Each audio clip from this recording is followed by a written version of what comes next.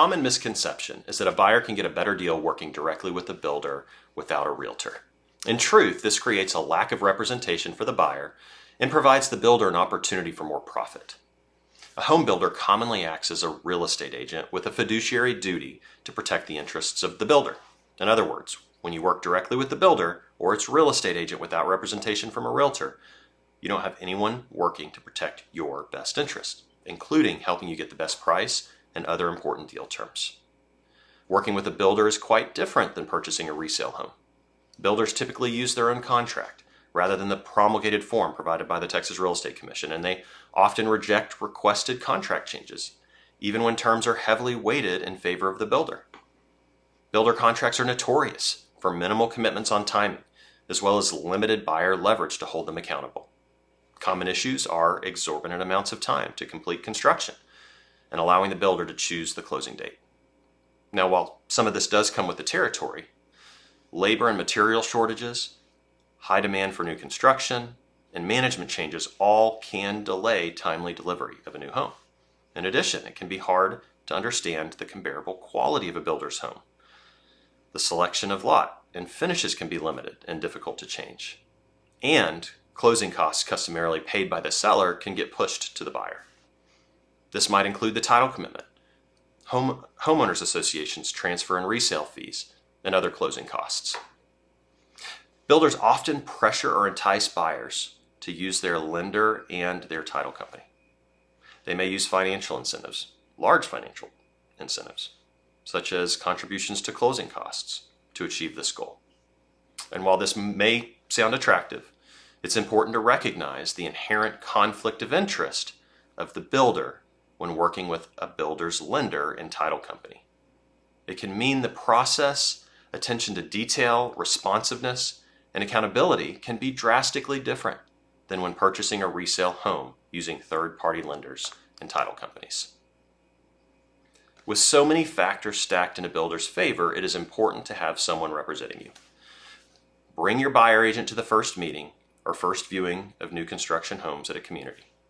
If this isn't possible, then inform the builder's seller, listing agent, or sales agent at that first meeting that you're working with an agent. Confirm that they register your agent before you leave in writing.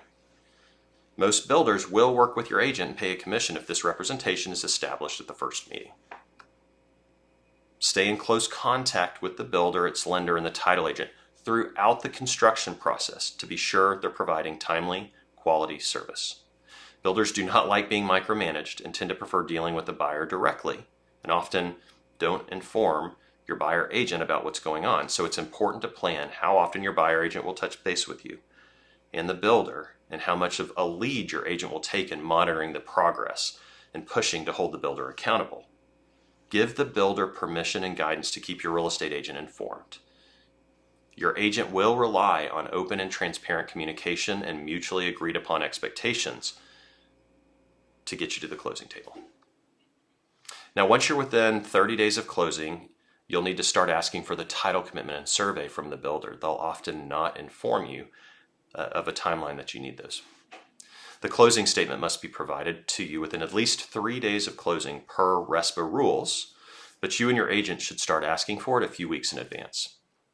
The builder's required to provide you with a title commitment, survey, and closing statement prior to closing, and they should be provided with enough time to have an attorney review them if you choose.